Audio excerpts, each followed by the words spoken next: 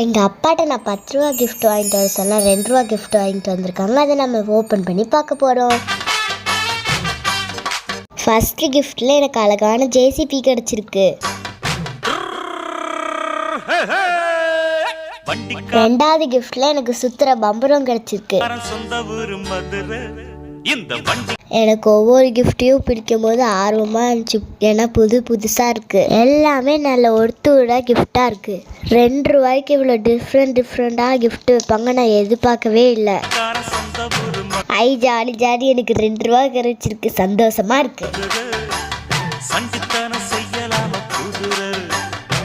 அடுத்து எனக்கு ஒரு ஸ்கேட்டிங் போர்டு கிஃப்டா கிடைச்சிருக்கு.